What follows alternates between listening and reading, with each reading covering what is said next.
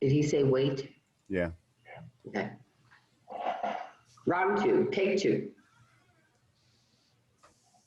Go. Good evening. I'm Peg Stalen, the Illinois PTA State Legislative Consultant, and welcome to Reaching Out Beyond the Playground. The goal for this evening is to have a discussion regarding community engagement and sparking ideas so that we all can reach out to our communities that surround our schools. My wingman for the night is Darrell Stenson. He's your little leadership director. He'll be helping me watch the chat box and with any technical assistance we might have. I see several members of the state board on here tonight. Thank you for joining us. And please feel free to share your wealth of information with the rest of the attendees. So, by a show of hands, anybody already involving their communities? Anybody else? Good, good, good. Okay, so Jim, can you tell us what that looks like? Being involved in my community, just PTA wise or all around? However we can engage parents and families, please contribute. Oh my goodness. PTA is, a lot of people think that when you join it, you're on the hook to volunteer, and that's not the case. I think the biggest way that PTA benefits the community, specifically the school community, is that everyone, regardless of whether they're a member or not, a lot of times they benefit from the programs we put on. To me personally, that's why I'm part of this organization. I think that connection between parents and the school, or parents and the teachers and the school community, I think that's key. That is what makes a good, that's what makes a good community. That's what makes people want to buy schools and buy houses in your neighborhood. I think that's what makes people happier. I think that's what makes communities safer. And I could keep going and going and going. I think it's vitally important for parents to be involved with the schools, and PTA is the absolute perfect avenue to do that. So it's kind of the connection that we can provide through PTA? Yeah, we provide that conduit or that funnel to get parents who would probably not normally reach out to other parents, to teachers, to their school to go to those events. We can be that conduit to get people involved, to make them more comfortable, and hopefully eventually get them on the hook and get them to join PTA and help us out and feel all of the good things that we do. Right, great. Jeanette, how do you, what does community involvement look like by you? I like to wear my PTA t-shirts around, and then as I'm encountering people in the community, you know, they'll make a comment about PTA, and, you know, I'll just point out that this is working for our students. I said, these students are going to be your future dentist, your mailman, your lawyer, your grocery store worker. So, you know, this is important for all of us to be involved, unless you're not worried about your future as a senior citizen, you know. And for those of us that are seasoned seasoned members of the community as well, it works for us too. Rhonda, how does your PTA engage your communities? We involve the community. The PTA sponsors an event at school that's called the Read Aloud Day. It's very popular. Sorry. Are there any, is it just board members on here? Oh, we're recording. Do we have any other guests? Because I've got a puppy barking. Just share your community engagement with us. Okay. It's fine. He's part of your community, right? Yes, we invite the community in, so we bring in the council members, the mayor. We involve the senior citizens from the senior citizens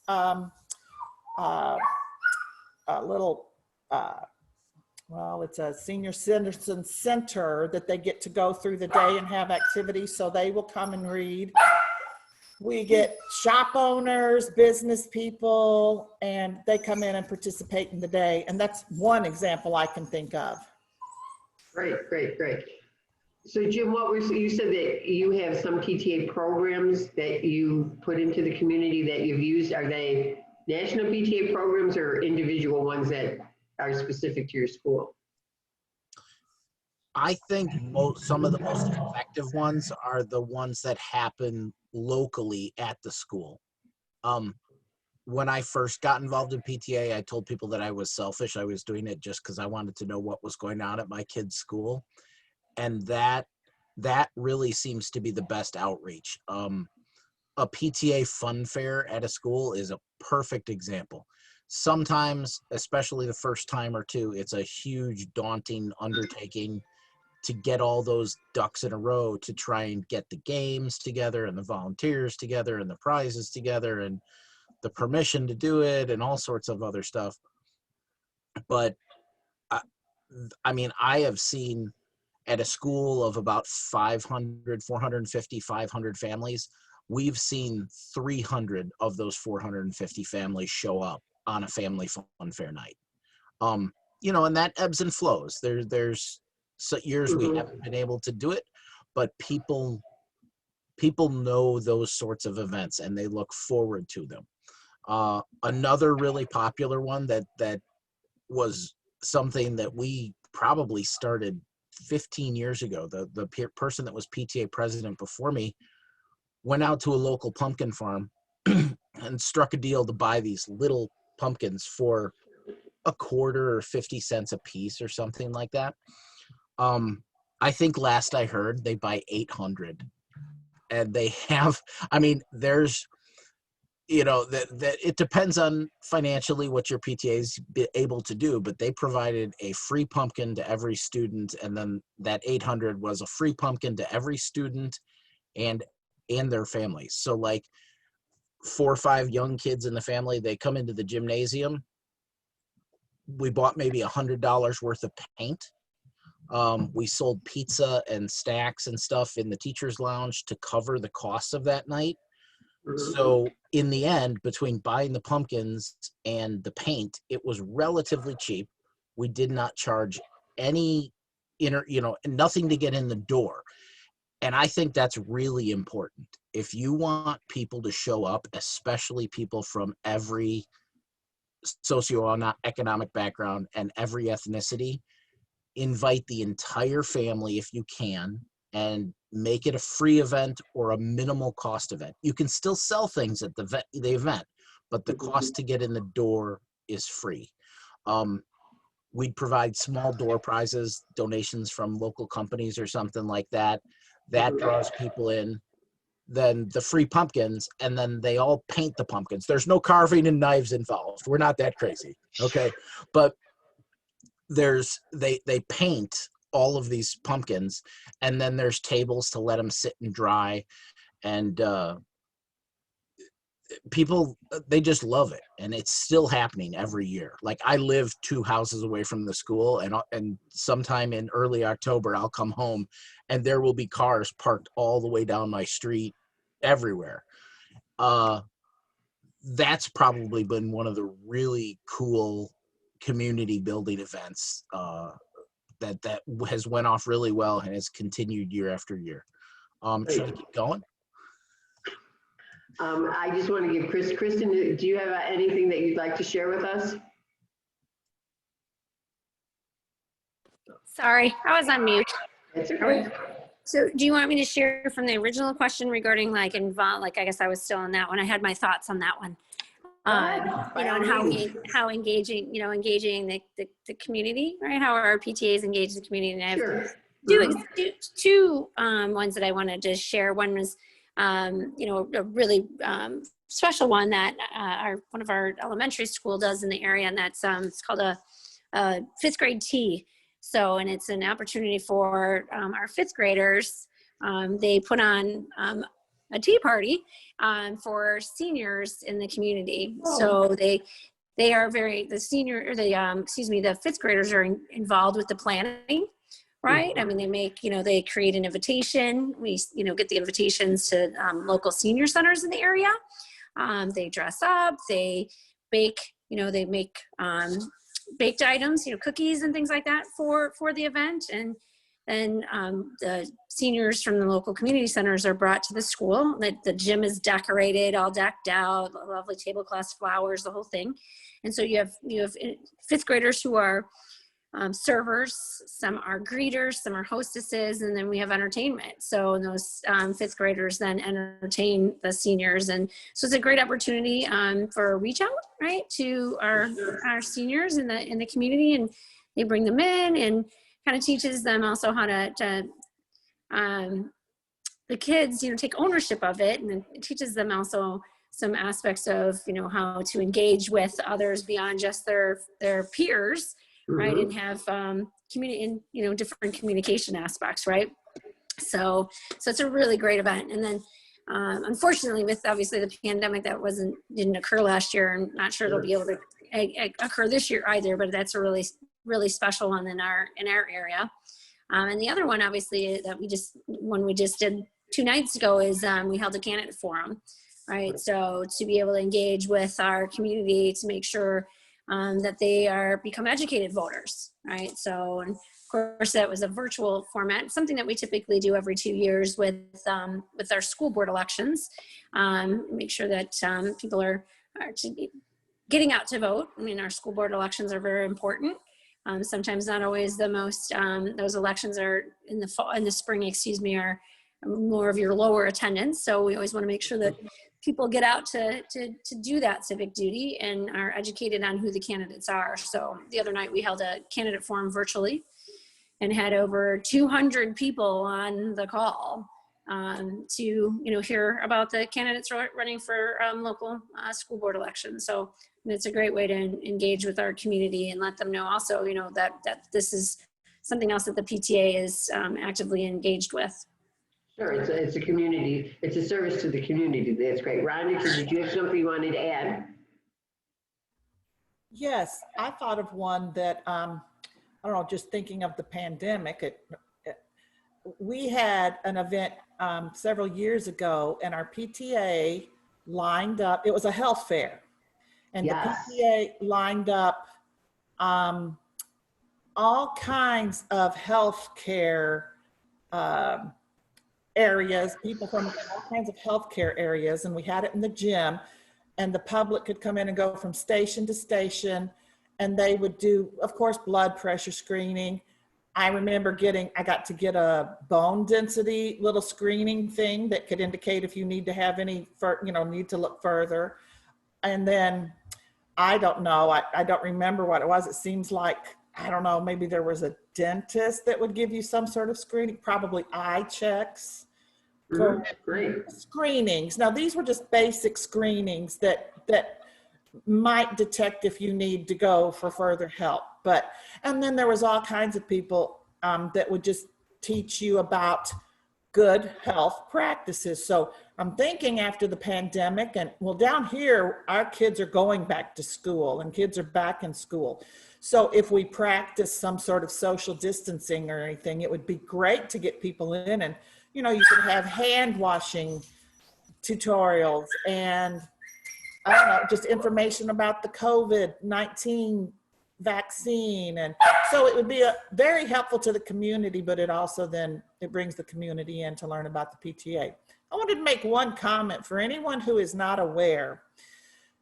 It came up the other night that there are PTAs that think you could only have members of the school, that you can only have school parents join your PTA.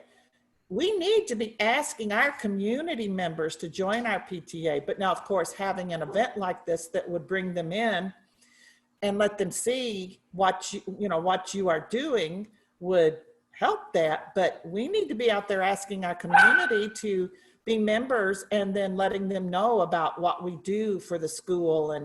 And many times business owners love to be able to display that they're a member of the local PTA. That's wonderful for them. So they have a little plaque or a sticker that they stick in their store window that says, "I'm a proud PTA member." They could do that, or they could just, anything they publish, say, proud member of Sure. so-and-so PTA.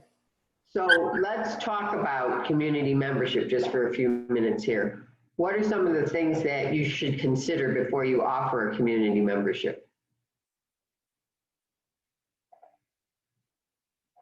Okay, so, Well, there's only one vote per member. okay, one vote per member so no matter how many people are in this business and employees, they only get one card. Okay, and there has to be a name on that card, right? Any person that that business designates as that person's name on their card. So what would the businesses get? Is there anything that, I know at my local unit, if they ever contributed to anything, we put up a sign that said, thank you to so-and-so for contributing to our event. What else would a community member get? Or I'm thinking of the sign that Rhonda said. You might want to list them on your website somewhere, proud members of our PTA, community members of our PTA. Anybody else have any other suggestions? Okay, well, those are just things to consider, how much you're going to charge. And you can only thank them. You cannot say go shop there or anything. So just make sure that you follow all the guidelines that are put out for community memberships. And Kristen Gliss is going to do a workshop at convention this year on membership, so she'll be able to give you a lot of good tips during convention. Anybody else have any other programs? Because I do have a couple from my local unit that I'd like to share. I just wanted to say, you don't have to have an official community membership. You can just go out to the people in your community and say, do you want to be a member of our PTA? And then they're just a member of your PTA, you know. Right.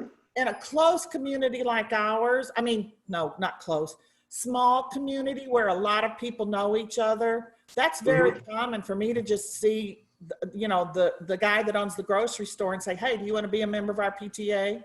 He's not a member as far as IGA, he's just a member.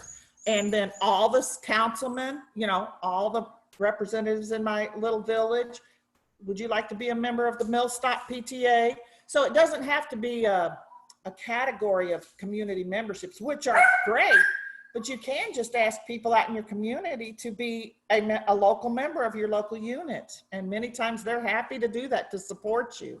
So I just wanted to make the distinction between just asking people to be a member of your PTA and actually offering a community membership. Rhonda, you keep talking about down there and in my small community. Can you share with us where you're from? Yes, I'm from a little village of Millstock. It is in the St. Louis metropolitan region, but we are just in a farming community, a German community, and there's about 10,000 people, but it's very rural. Yeah, we're very small and everybody knows everybody. The politics get horrible sometimes. The local elections and things like that. But yeah, so I'm sorry, that's a good point to let them know that I'm way south of I-80, way south of I-80. And Jeanette and Jim, could you share where you're from in case anybody, hears of your ideas and wants to know where you're active? Well, I'm in Palatine, which is northwest Cook County. So I'm way north. Jim? I'm a little further west than that. I'm in Hoffman Estates, Schaumburg area. We're still in that upper corner of Cook County, but only about 6 miles away from Kane County. And part of the town I live in is in Kendall County, even, I think, a little bit. But basically the northwest suburbs of Chicago. Kristen? I live in Winfield, so I live in DuPage County. So my kids grew up in Glen Ellen and went to District 41 schools. So, but now we reside in the District 200 area, which is Wheaton, Warrenville. And my local unit experience for PTA was in Oak Forest, which is in the southern suburbs of Chicago. Just some quick things that I wanted to share that we haven't touched on, activities that I was able to be involved in at the local level. We did a health fair, just like Rhonda was talking about. It was very well received. We had a back to school picnic. It was before school started. We got together in the school playground, and we invited different park district groups to come and perform for us since the school was not in session yet. We've had food trucks come, and people could buy things from the food trucks. And then we had some music from our band because of the band played during the summertime. Other things that we did was, it was an artist in action day where we invited local artists to come in and demonstrate for the kids, and then the kids got to try that media with the artist. There was a giving back day where children got together, the kids got together, and they went out and helped with cleaning up the community. There was another local unit that I heard about, an MVP day, males volunteering to play. And they sent this notice out probably 6 months in advance, so any males that wanted to take a day off of work and come and participate in a field day with the kids were able to do that.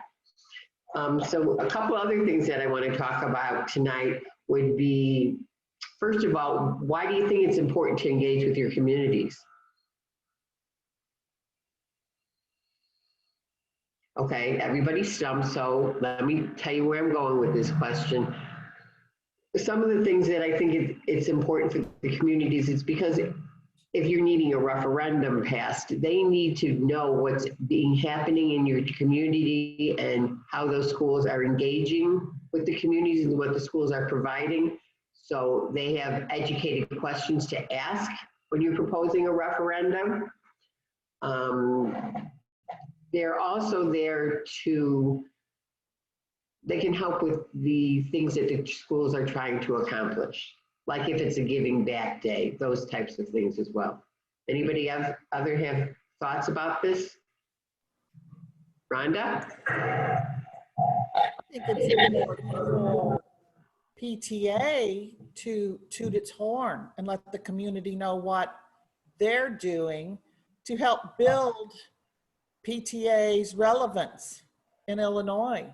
So if each local unit is getting the word out to their community, the good things they're doing, and sharing what we do legislatively, I think the community needs to know that if we want PTA to stay relevant and keep generating members in the future. Kristen, did you have something you wanted to share with us? Yeah, I was going to go back to more along the lines where you were going with stuff, Peg, and that was, obviously, our schools are part of the core of our community, right? And that's, where we build value in our community is the effectiveness and the strength of our schools, right? And so when the PTA is engaging with the communities and showcasing the work and how they bring and add value to the schools as well, and how important that engagement factor of the community is to the strength of the school. So that was where the lines that I was going along with yours, Peg, and then obviously when there is that need for a referendum, then the community is well aware of the importance of the schools and the value it brings to the community. Well, and I think that sometimes one of the other values that we have is we can help orchestrate and facilitate things if the community were in need of something, or if the school were in need of something. There's that two-way communication that's so important to the success of our kids and what matters to families. Okay, so a couple of other things that I want to mention. How do we get communities to the table? How do we get people from the community to the table? I think, Jimmy, you had some comments about the events. You think that's the most effective way? It's really hard to reach beyond your school community, but beyond the families. besides walking around, like Rhonda was saying, go into that guy at the grocery store, or going to your local place, and asking them to join and have, get a membership. In a lot of communities, I think that's one of the things people find really hard to do. And sometimes they're too flustered and they're too busy to even think about that, honestly. Mhm. I think the events that people can see, whether it's a bunch of kids on the playground, whether it's an article that you let the newspapers know about, that you guys did a coat drive or a food drive involving the PTA Okay. for the food pantry, when that gets out there in the community, that puts PTA and our schools and the education system, that puts it all in a positive light. Like, these people are doing something good. And when the time comes for that referendum that might be uncomfortable, okay, or for some sort of local thing happening, I can pick out an example from the junior high right down the street here. We had a gentleman who exited a police pullover and crashed through the gym wall at about 100 miles an hour. Thankfully, it was about 3 or 4 hours after the PTA dance that had been in there. Mhm. But as Thank part goodness. of that, the community didn't really know much about that. But what happened was there was some construction that was going to happen, and they slowed the road down and they put some barricade things in. And some people really don't want to do that. And they're like, why are we spending money on that? Why are we doing this? It's like, well, because there are points during the day where there are hundreds of kids right there. And if someone can do that,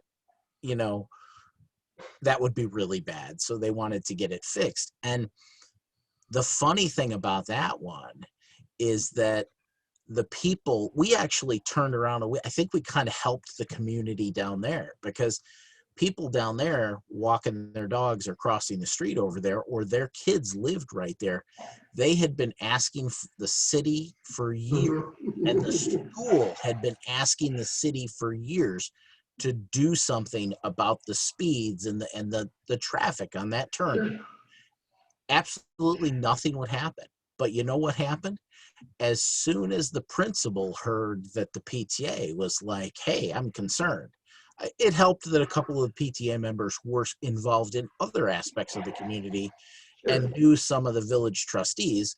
So they heard, and they got together and they said, you know what, this PTA organization that has a whole lot of people belonging to it, they're on board with making this safer. And in turn, instead of, like, the community knew us a little bit, so Mhm. when we went to do that, there was no huge pushback from the neighborhood saying, we don't want to do that, to make things safer, or we don't want to spend that money to make things safer. And in sort of a weird twist, we turned around and helped the people in that community, in that neighborhood right over there, I think. So, Sure. So a couple of points I want to make from what you just said, Jim, was sometimes PTAs need to toot their horn a little bit more and let the community know what they're doing. And your example with the accident and everything, that's exactly what PTA is all about, is advocating for kids and families, for their safety and their health. So I have heard of, in fact, my local unit as well, we now have a stoplight because two children were hurt crossing the street.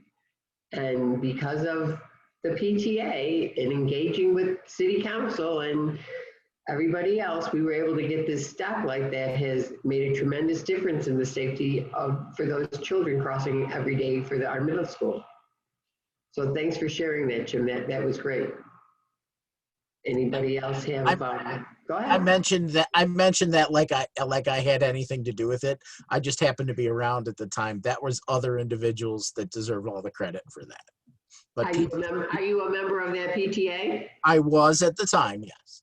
Okay, so remember, every single member's voice matters for PTA. That's what our strongest source is, joining together for one voice for kids.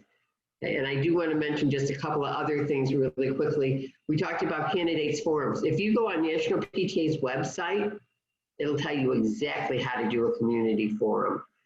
Rhonda had mentioned health fairs. National PTA has many resources that will help you with games and ideas of healthy lifestyles for kids. So please take advantage of them. They're out there to make your life easier. One other thing that I wanted to talk about that I forgot was, has anybody ever heard of Kohl's Cares?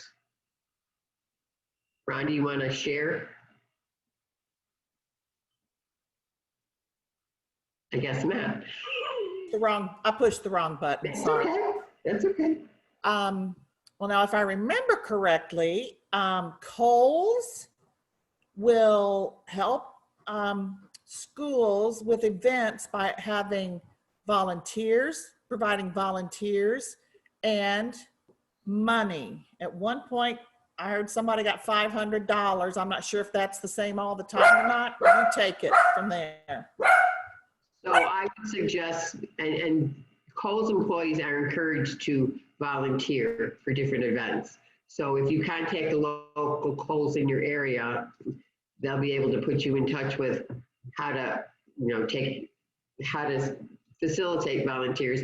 And there is some monetary donation that they will make. I don't want to quote that because that's not my forte right now. I'm just providing the information for you all to go check it out. And I see that we have two other attendees on the bottom. Would either ladies, I think it's ladies, would either one of you like to unmute and share any ideas about community involvement that you all have? Or at least tell us where you're from? Well, I'm not sure if you can hear me. we can. Thank you for joining us. Thank you for having me. I'm sort of en route somewhere, so I just pulled over to say quick hi, and because I was listening in, I wanted to be on the call, but I had to make a quick drive somewhere. Anyway, I'm with Peterson PTA in Chicago, and I'm new as a PTA president, so all this is sort of new to me. We had someone step down, so I'm taking over, and I'm just trying to catch up with everything, but I love all these ideas and all this information that's being shared. I'm glad to be part of it. Thank you so much. Great. Well, and please know that Darvell is recording this for us, so if you didn't catch everything, it will be available for you later. Great. And I'm gonna, Darvell, could you type my, sorry, now my dog's bothering me. Darvell, could you type my email address into the chat box, please?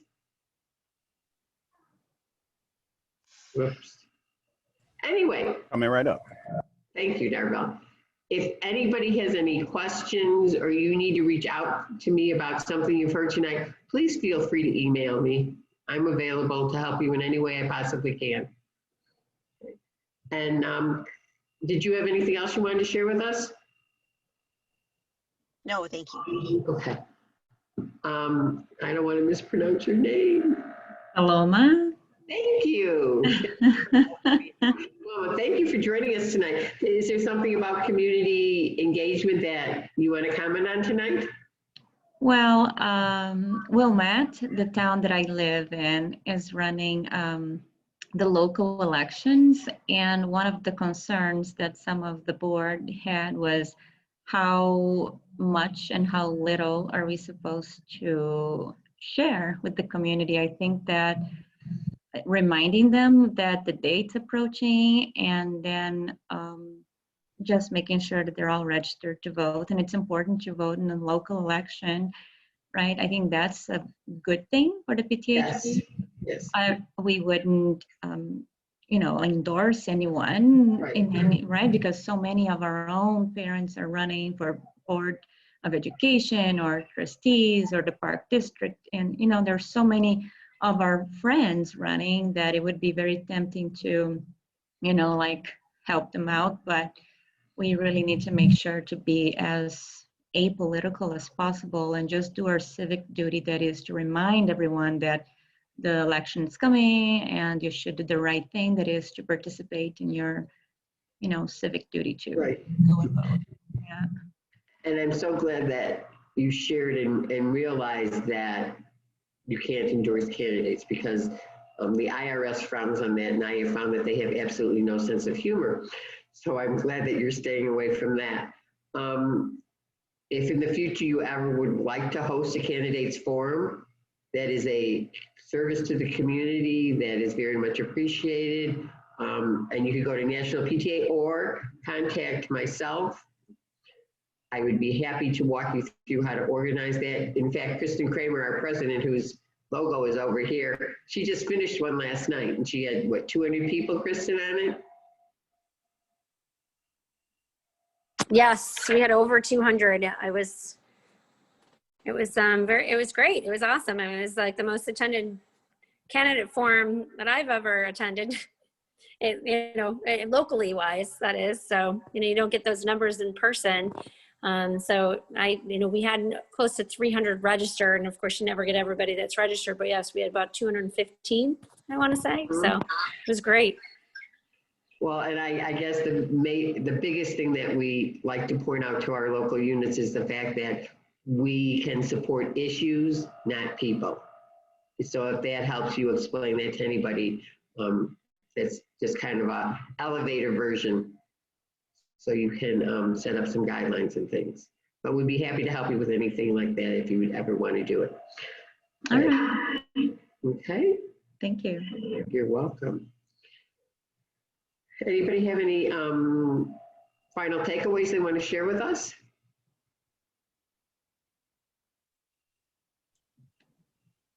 Jeanette? Go ahead, Jim. We're all doing good things. I think we're all of the same nature, that we are out there to help, and it's not going to happen overnight.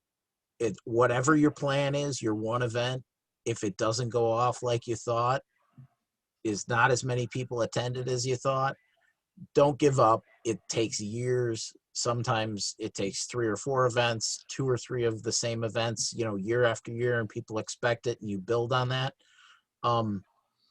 Build a good foundation and invite people into your PTA, people that you don't know. And I think that's the best way to go about it. You're going to find amazing things that you would have never heard about or thought about. And in thinking about some of the things that Jim and Rhonda and other people have said tonight, I think you look at this event and you think, oh my goodness, this is overwhelming. See if you can break it down into small chunks, because doing the whole thing is very, very difficult. You need to break it up into small pieces and things that people can do at home to help contribute to as well, because not everybody has the flexibility to get out and about. And everybody has different talents that they want to share with you. The other most important thing that I have found in working with volunteers is thank them as many times as you possibly can. When they sign up, when they walk into the door, and when they're there, go up and make sure that you thank them again, thank them on their way out, and then send them a thank you note. And then say, and this is what we're coming up with next. Thank you for being willing to help us again. That goes a long way. They have personal touch. I mean, I'm old school. I used to stand out by the flagpole with my box of Kleenex and cry, and I got lots of people to help me that way. But it's that engagement. They want to know how they can help their kids. I think that that's what's in every parent's mind. They might not have all the time in the world, but they do want to do that. So let's help them facilitate what they want to do for their kids. Anybody else have a comment or anything they want to share? All right, then I'm doing a commercial. On April 22nd and 24th is the Illinois PTA Convention. It is a virtual event. I certainly hope you all join us and Zoom in with us. You'll find stuff on the Illinois PTA website as far as the descriptions of the workshops we're going to have and the guest speakers we're going to have. You can come and go as you please for it. It's this connection. This to me is a great thing. These let's us share ideas. Hey, Peg. Yes. Is convention just for like officers, or can any PTA member sign up to come? If you have a PTA card, join. Join us. You can register by April 6th. And if you can't figure out how to work the system or something, you've got my email address. And then I'll find the person to help you. Okay? And please feel free to reach out and contact or share ideas with us. This is the best part of PTA, because when we share ideas with each other, that's the best way. Then we're not reinventing the wheel. I would much rather call Jim about his pumpkins or call somebody else and say, okay, give me the tricks of the trade. For my family fun night at my school, I put together a procedure book. There's a chairman for the food, there's a chairman for the games, there's a chairman for advertising, there's a chairman for volunteers. Break up those little pieces. And then next year you might have that person that was only in charge of this much. Oh yeah, I'll do the whole thing next year for you. That's how I got moved in. Okay. Well, I really, really, truly appreciate all of you joining us tonight. I've had a great time. And I'll see you all Zooming at convention. Thanks for your time tonight. Good night. Bye.